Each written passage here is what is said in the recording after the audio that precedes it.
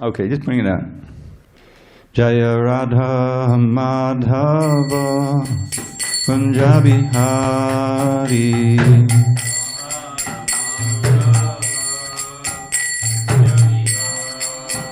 Jaya Radha Madhava Kunja Bihari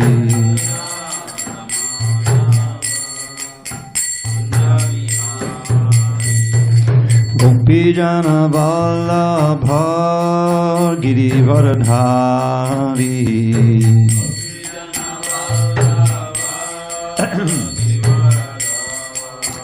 Jaya Gopijana Vallabha Girivaradhari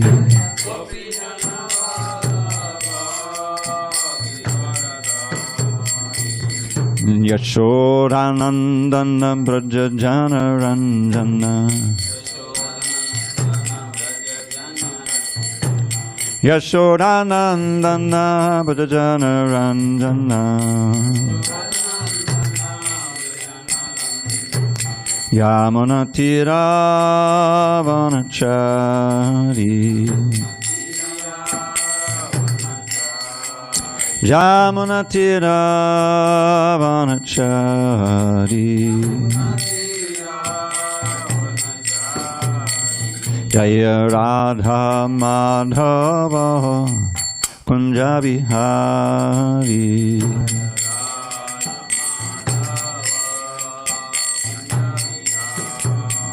Jaya Radha Madhava Kunja Bihari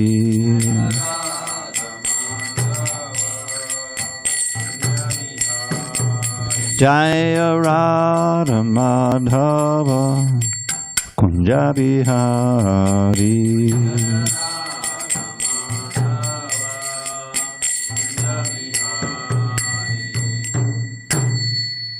Jaya Viṣṇupāda Paramahansa Parivajagacharya Ashtottara Shri Srimad Divine Grace Srila A.C. Bhaktivedanta Swami Prabhupada Ki Jai ISKCON BBT Founder Acharya Srila Prabhupada Ki Jai Jai Om Viṣṇupāda Paramahansa Parivajagacharya Ashtottara Shri Srimad Divine Grace Srila Bhakti Siddhanta Saraswati Thakur Ki Jai Ananta Koti Vaishnavini Ki Jai Namacharya Srila Haridas Thakur Ki Jai Srimad Bhagavatam Ki Jai Grantaraj Srimad Bhagavatam Ki Jai Samaveda Bhaktivinoda Ki Jai All glories to the assembled devotees.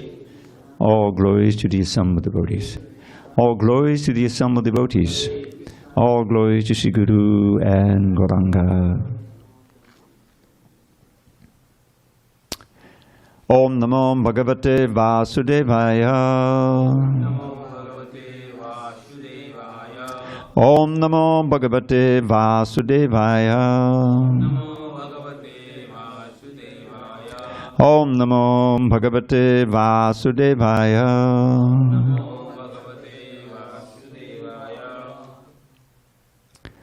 On this 11th day of September 2023 in San Diego, we're reading from Srimad Bhagavatam, translation and commentary by His Divine Grace A.C. Bhaktivedanta Swami Prabhupada.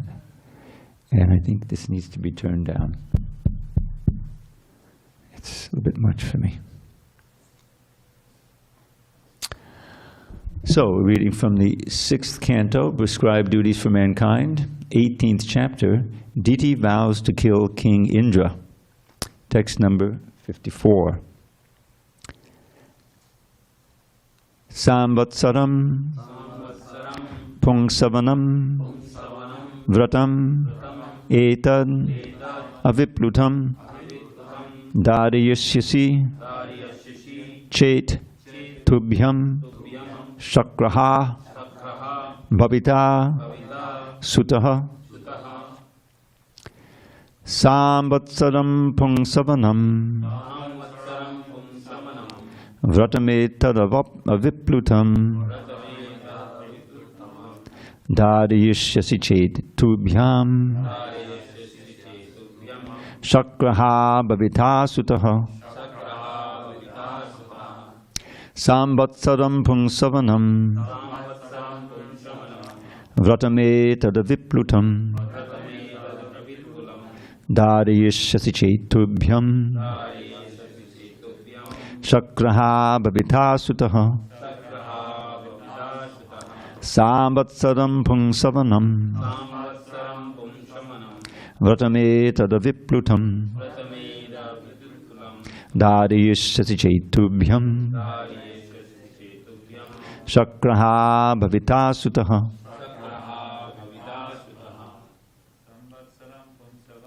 Samvatsaram pungsavanam Vatame tadaviplutam Dharayishyati chetubhyam Shakraha bhavita sutaha.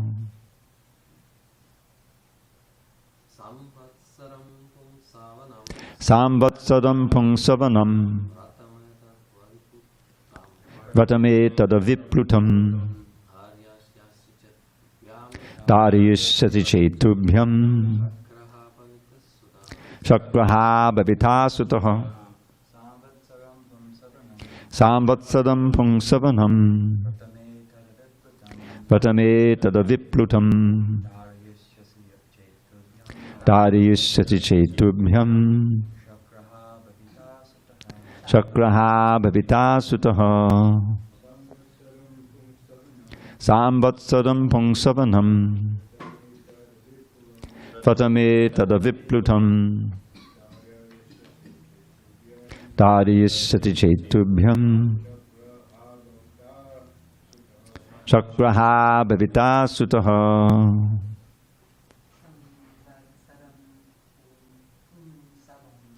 Samvatsaram pungsavanam Vatame tadaviplutam Dharayishyati chetubhyam Shakraha bhavita sutaha. Anyone else out there? Samvatsaram for 1 year. Pungsavanam called Pungsavana. Vratam vow. Etat this. Aviplutam without violation. Dharayishyasi you will perform. Chet if. Tubhyam for you. Shakraha the killer of Indra. Babita will be. Sutaha a son. Translation. Kashyapa Muni continued, if you perform this ceremony called Pungsavana, adhering to the vow with faith for at least 1 year, you will give birth to a son destined to kill Indra. But if there is any discrepancy in the discharge of this vow, the son will be a friend to Indra. No purport. Bhadamit abhyupityata Diti rajan mahamanaha Kashyapad garbhamadatta vratam chanjo dadharasa. O King Parikshit, so Shukadev speaking, obviously. O King Parikshit, Diti, the wife of Kashyapa, agreed to undergo the purificatory process known as Pungsavana. Yes, she said, I shall do everything according to your instructions. With great jubilation, she became pregnant, having taken semen from Kashyapa, and faithfully began discharging the vow. O King, who are respectful to everyone, Indra understood Diti's purpose, and thus he contrived to fulfill his own interests. Following the logic that self-preservation is the first law of nature, he wanted to break Diti's promise. Thus he engaged himself in the service of Diti, his aunt, who was residing in an ashram. Indra served his aunt daily by bringing flowers, fruits, roots, and wood for yajnas from the forest. He also brought kusha grass, leaves, sprouts, earth, and water exactly at the proper time. Okay, we'll talk about this later. O King Parikshit, as the hunter of a deer becomes like a deer by covering his body with deer skin and serving the deer, so Indra, although at heart the enemy of the sons of Diti, became outwardly friendly and served Diti in a faithful way. Indra's purpose was to cheat Diti as soon as he could find some fault in the way she discharged the vows of the ritualistic ceremony. However, he wanted to be undetected, and therefore he served her very carefully. O Master of the entire world, when Indra could find no faults, he thought, how will there be good fortune for me? Thus he was full of deep anxiety.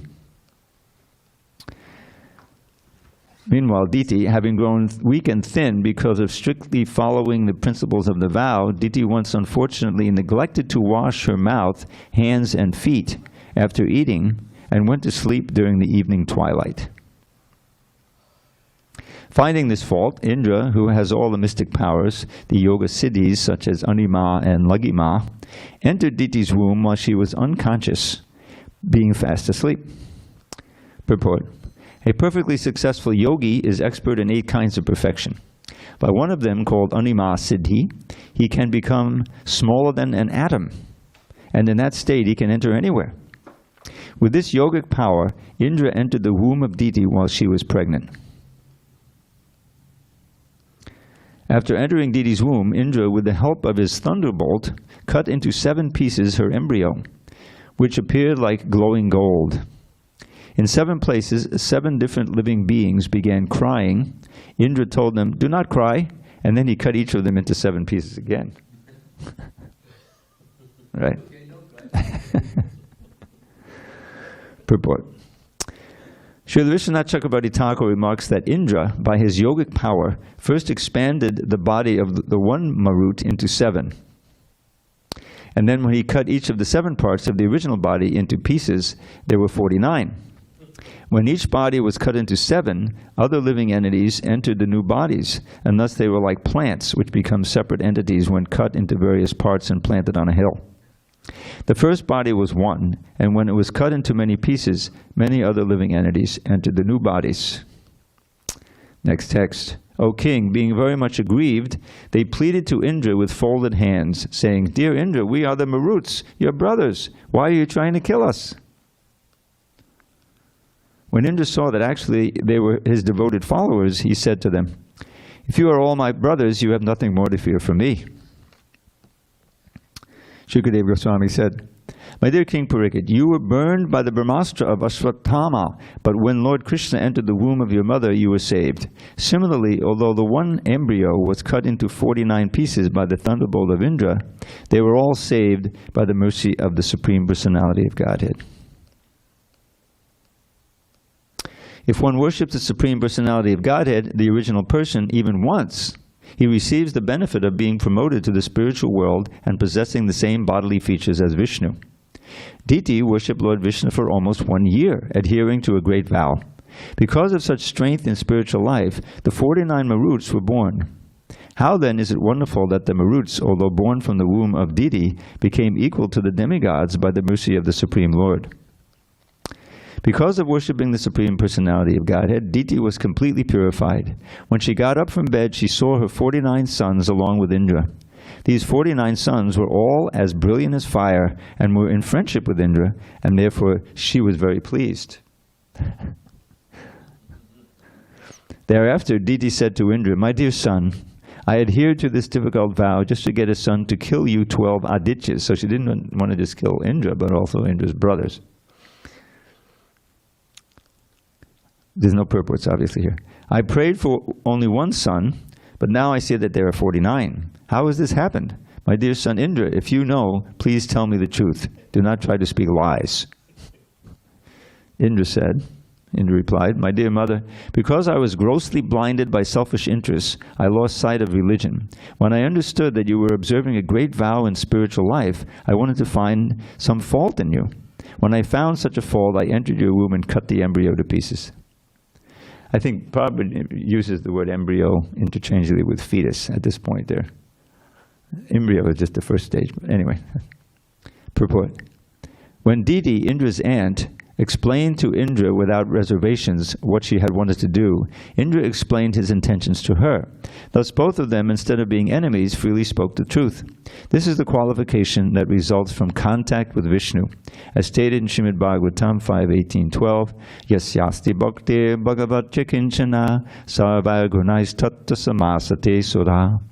If one develops a devotional attitude and becomes purified by worshipping the Supreme Lord, all the good qualities are certainly manifested in his body. Because of being touched by worship of Viṣṇu, both Diti and Indra were purified.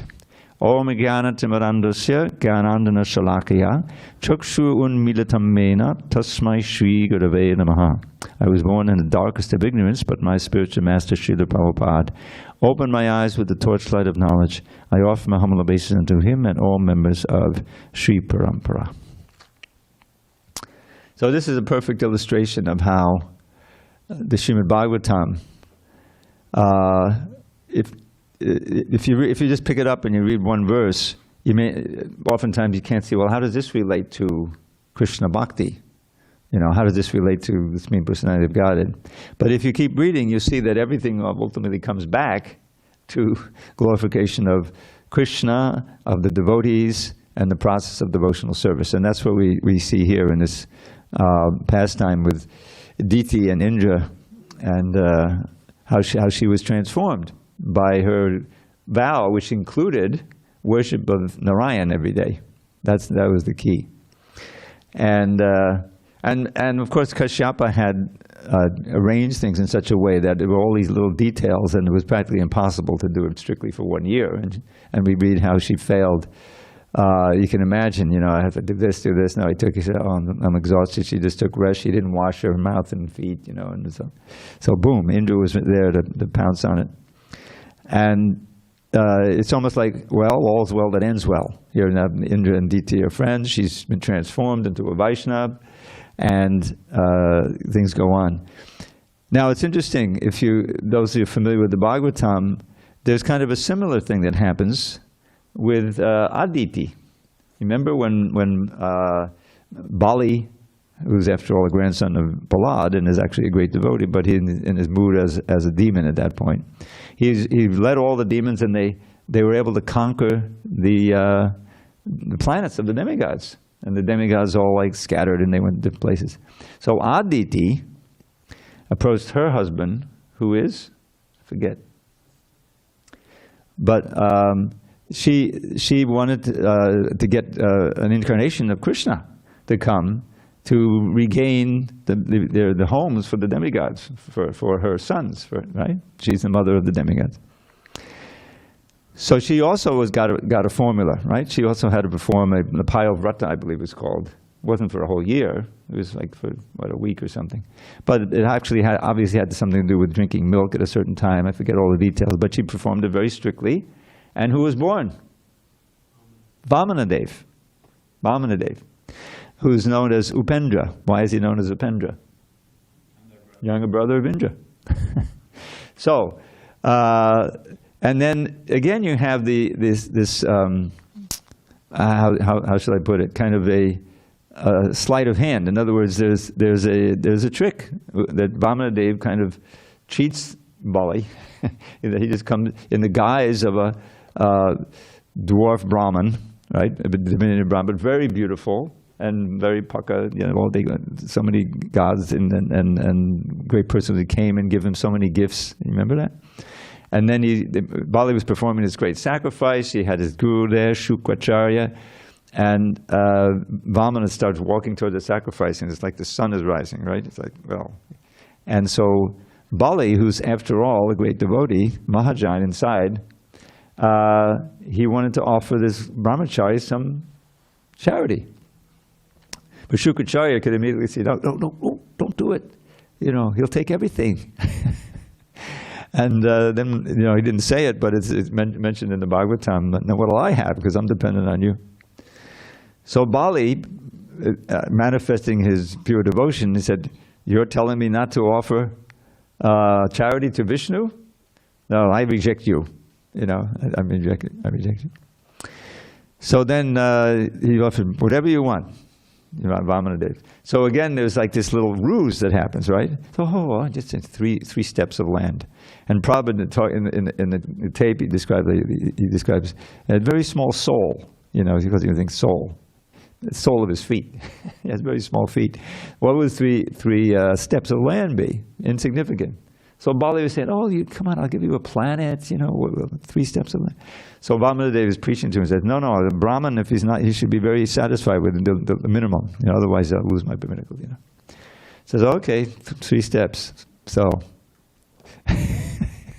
he cheated him. So suddenly he expands, and with 1 step he takes all the whole earth. With the next step he takes the rest of the universe and pokes a hole in it, and the coastal ocean starts leaking in, washing his feet and the dust, and that becomes the Ganges, right?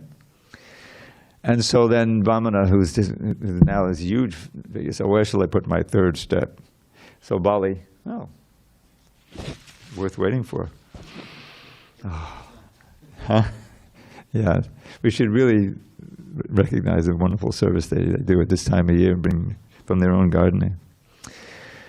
So Bali shows his, what should I say, Mahajanhood, and he says, put it on my head.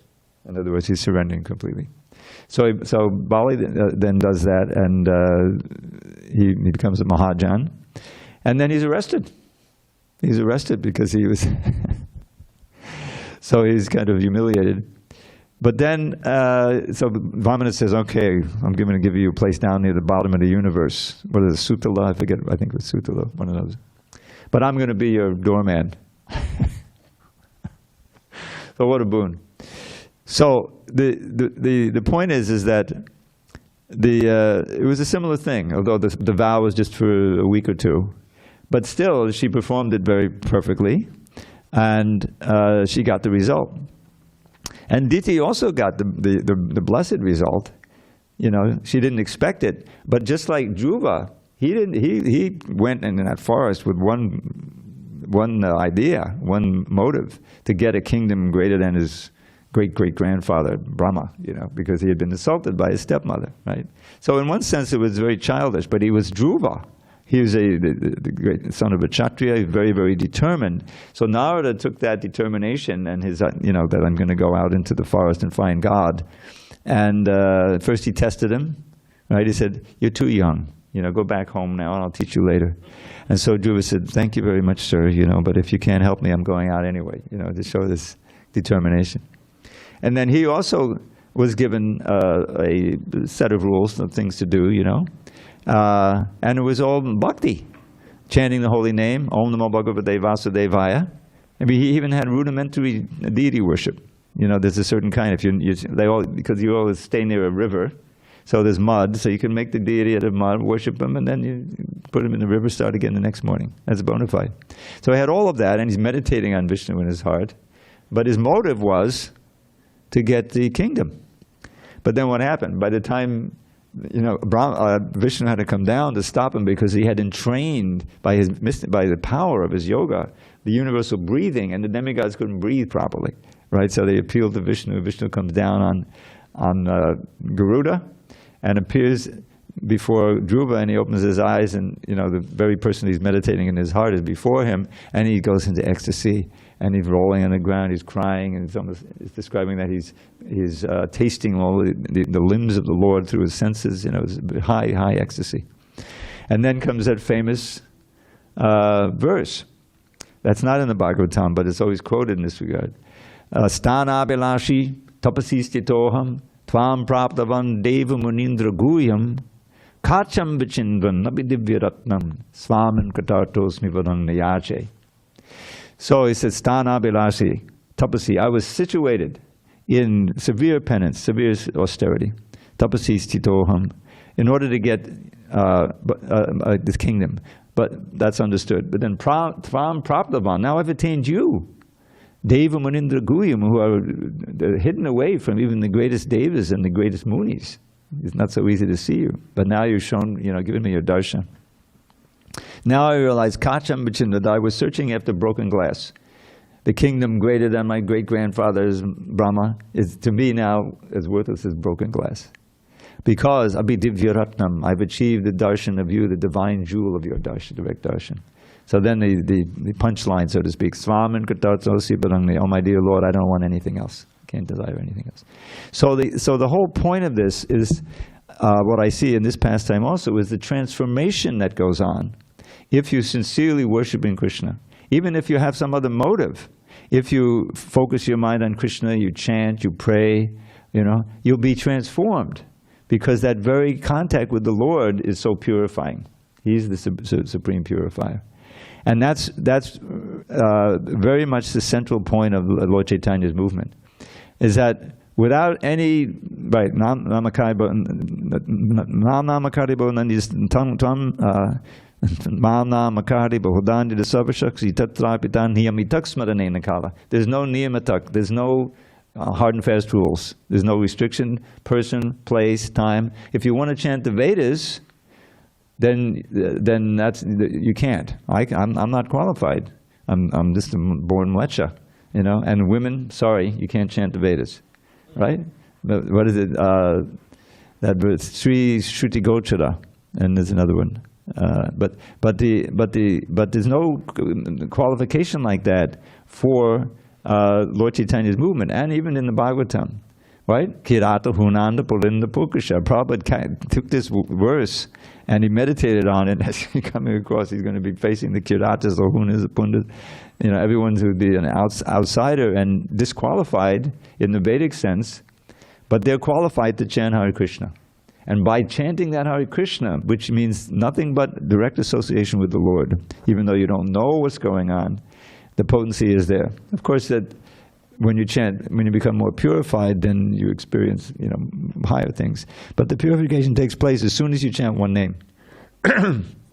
So Prabhupada knew, he gave philosophy, as much as they could take. But even though that was, partially understood, if they chant, if they get my association, if they take prasadam, then the purification will take place. And the fortunate ones will want to know more, and then we'll have these books and like that. And that's the whole principle of the movement.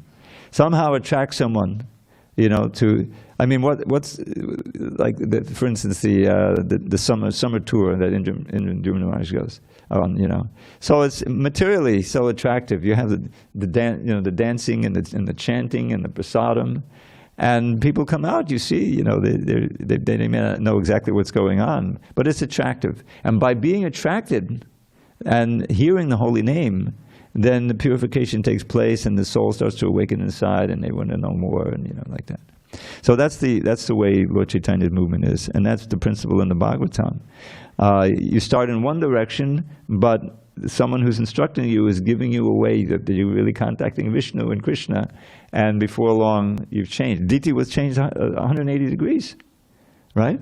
She was so angry that her sons were killed, and all she could think of is somehow getting the power to give birth to a son who would kill Indra. That was the beginning. But her wise husband transformed that determination into bhakti. There's this bhakti element in all of her austerities. You have to worship Viṣṇu every day. If you don't do that, you won't get the son. Okay, I'll do it. And by the time it came to it, the sons were all devotees of Indra. And she herself was a devotee of Viṣṇu. So that's one of the main lessons I get from this, is that somehow or other you contact Krishna. And in this age, of course, Hare Nama, Hare Nama, Hare Nama eva kevalam kalau nasteva gatadanyata. If you want to achieve the supreme goal in life, in this age, when dissension and chaos abound, there is no other way, there is no other way, there is no other way that can ever be found but to chant Krishna's name, but to chant Krishna's name, but to chant Krishna's name with a stout-hearted vow, and to pray, O Lord Krishna, O friend of the poor, let my head ever unto your lotus feet bow. My little poem in that regard. So, any questions on these points? Otherwise, we'll go on. We already did 18 verses. Maybe we'll do some more. Bhakta Saul. I just had, was there like another instance where there was some austerity performed? I think it's like, is it Vyasudev who was in the forest, and then Viṣṇu said, I'll take birth as your son if you just do all these penancies. And then I think somebody comes into the forest, like, I forgot, I was listening to it, but I was wondering. Yeah, that sounds like Vasudeva and Devaki in their previous line. Yeah, how is that? So that's the Devaki? Was this not? No. This is Diti. This is Diti. Oh, okay. Yeah, it's a different. Yeah, and that's a different level. That's Krishna himself coming. But she got basically her children were devotees of Indra, meaning they were also devotees of Viṣṇu. Yeah, but to get the birth of the Lord, that's that was Aditi. That was her sister, who was the mother of the demigods. She got Vamanadev, an incarnation of Krishna. So it's a different personality. Anyone else? Yes, Prabhu. Text 56. 56? Yes. All right, let me go back to 56.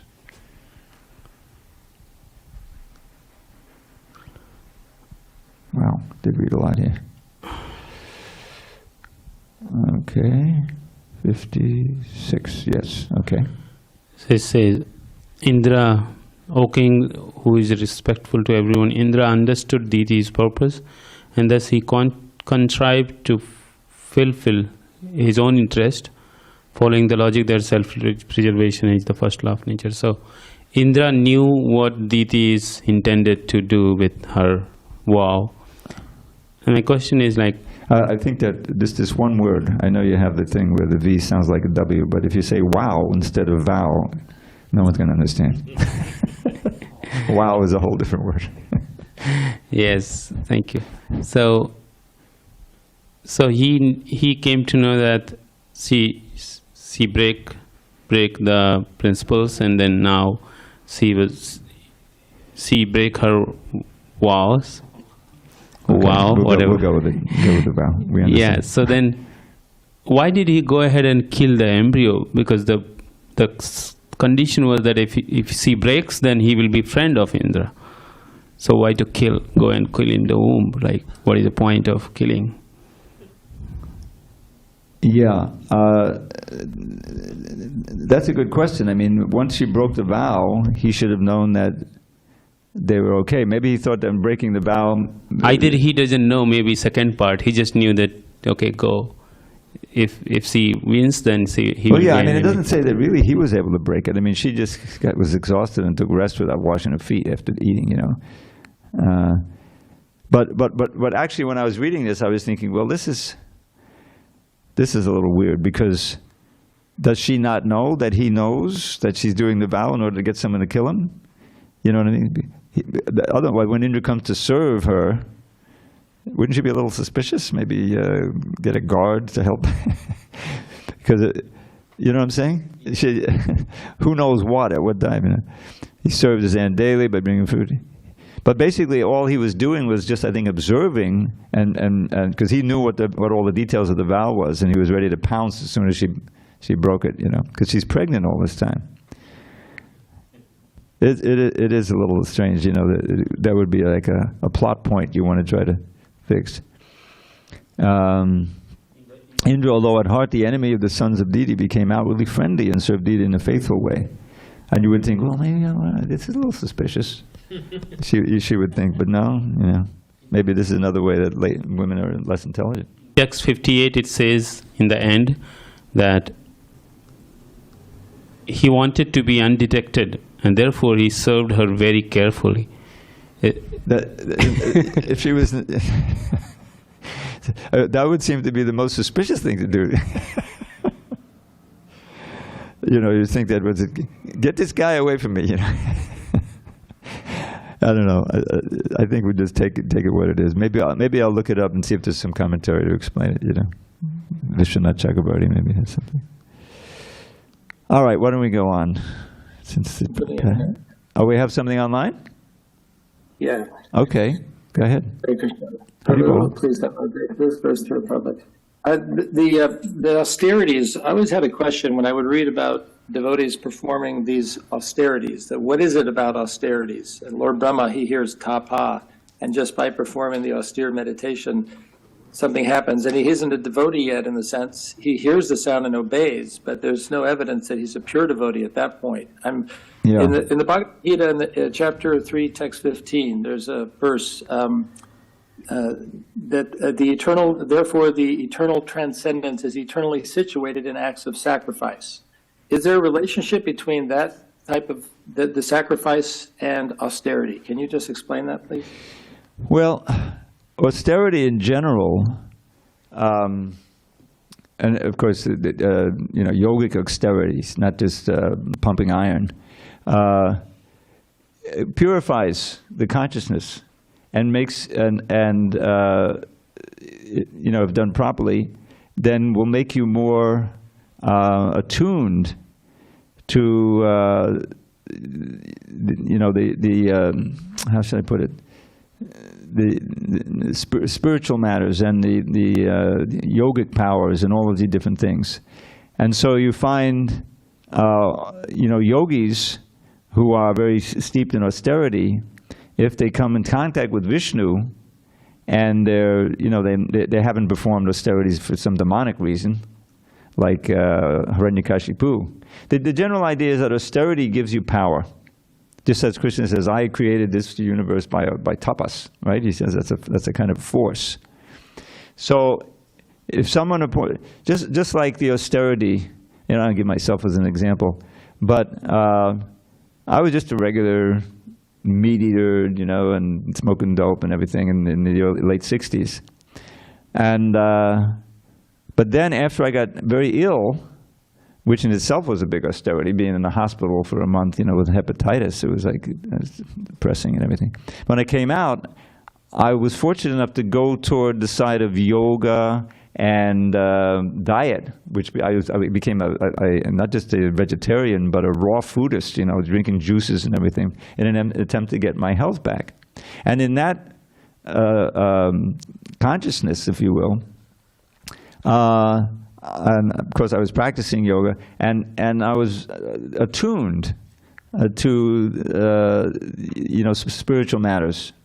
Just by the fact that I was not eating meat and I was performing these austerities, so that kind of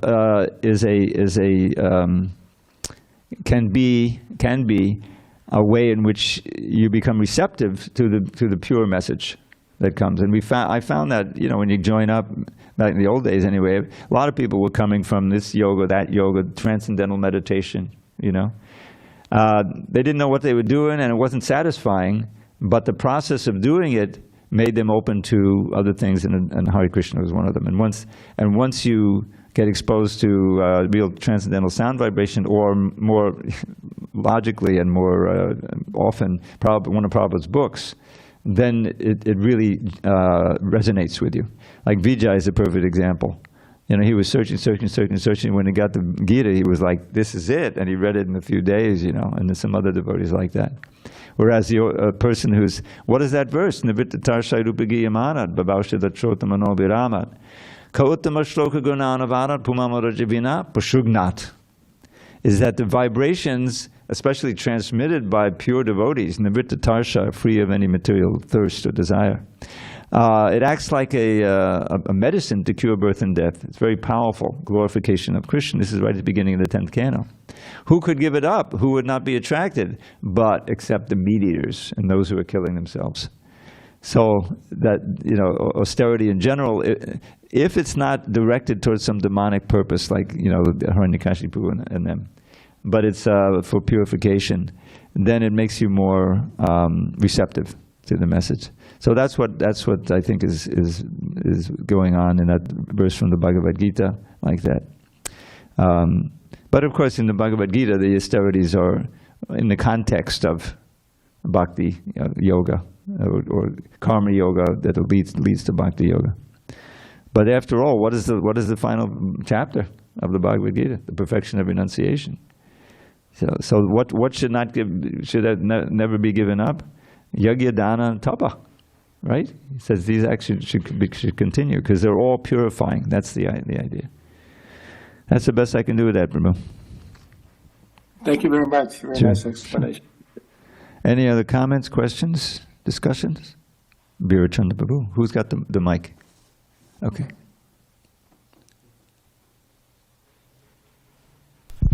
Hare Krishna, thank you. I have some comment maybe for previous for Purushottama question about why Indra he knew that she break this vow, but he wanted to kill. And this is my speculation, maybe, that this is describes our nature of conditioned soul, that we have no faith, even we, for example, we do something, we to us spoke someone that this proper, this, but we have no faith. We so we have big fear from death, because of and because of it, we how to say, want to be proved. And for example, he understands that. Yes. Thank you. That how he knows that this son not kill him, but he to be improved. He decided to kill. To be sure, just double. Yes. Yeah, I think now that I think of it, I understand the puzzle. Indra has a tendency to, surrender unto the mode of passion, right? And then he says, "Oh, what have I done?" Right? So this is an example of that. He should have had faith. Okay, she broke the vow, therefore I'm safe, and then go off and do his business. And she would have had the one son who was a devotee of Indra, the Marut, I guess that would have been. But he said, "Oh, by breaking the vow, now she's not protected anymore. In other words, now I can get in there and." But it wasn't necessary. And finally, they had to, "What are you doing?" The Maruts themselves had to say, "We're your brothers." "Oh, I'm sorry." So it's so many times. I mean, it's not just the Govardhan Leela, but then when he wouldn't let Krishna take the Parijata tree, he comes all the way. He's returning the earrings of Aditi, right? He comes there all the way with Satyabhama. And she's attracted to the tree. She's taking the tree. No, you can't take the tree. And then Shukadev complains. He says, "Look, this Indra, he's always doing the same thing, flying off the handle, So that's Indra. It's not an accident that his name sounds like Indriya. He's letting his senses, take charge. That's why he had the eyes. We know what the eyes were before, and why. So it's just Indra being Indra. But, in this case, it kind of works out. Okay, so now he has 49 brothers instead of one brother. And Diti forgives him, because she's so purified. But it gets him into trouble all the time. And the whole thing we just said with Chitraketu, And he ended up having to stay underwater for like how many years, breathing through a reed to avoid the sinful reactions. And Vritrasura went back to Godhead. So who came out better, He killed another Brahmin, So that's the idea. That's why, the demigods, we understand, they are all Sakama devotees, the ones who are really in charge of different things, And we don't want to go there. We don't want to be in that situation. What is that? Kaivalyam Nadakaitrita Shapur Akasha Pushpayate. That these 33 billion heavenly planets, and it's as attractive to the devotee of Lord Chaitanya as the sky flower. It's not even real. Who cares, And Kaivalya, that's like going to hell. And the senses, no problem. They're like senses, poisonous snakes with their teeth come out. The senses are still there, but you're using them for Krishna, so they can't hurt you. They help you in your devotional service. This is in the 87th chapter. Here's a verse I don't think anyone knows. Tvadandupatam kolai minamat lusadit priyavat chadatit taton muketu hiyate priya atmanicha napatadahan jaho asarupasana yatmanaho yadunushayam brahme hudubahi krishati hiripatak. Very instructive verse. It's saying praying to Viṣṇu, the personified Vedas. Tvadandupatam kolayam. This human body is very suited to serving you. And when someone serves you wholeheartedly with their mind, body, and soul, then the body becomes the best friend because it's an agent for you, helping you serve, you know. And on your side, as a super soul, you're directing and everything is fine. But alas, let's see, sadupasanaya. So what this means, alas, those who don't take their pleasure in serving you, but try to take pleasure through the senses, they are actually worshipping the impermanent, asadupasanaya. By doing that, atmahano, virtual spiritual suicide. It's a very instructive line. And what's their fate? Then they wander throughout the material world, taking on abominable bodies, you know, and which is the cause of great suffering. So here's the choice. If you use your intelligence to direct the mind, to direct the senses, to engage in bhakti yoga, then you get the help of the super soul. Everything is fine. You're in tune. But if you don't find how to take pleasure there, but you end up, you know, controlled by the senses, then you'll lose the human form of body and you'll be suffering. It's a wonderful verse and beautiful purport, a lot of commentation on it. So that's the problem. And Indra, he's got, you know, his tendencies to let his senses take hold. But he's a demigod after all, so, you know, eventually he comes back to it. So in this case, you're right. As soon as he found out that she had broken the vow, he said, okay, great, I'm safe. You know, he should have backed off. But he said, oh, now's my chance. I'll take it. So he ends up with 49 brothers instead of one. All's well that ends well. All right. If there's nothing further, all glories to Srila Prabhupada. Hare Krishna.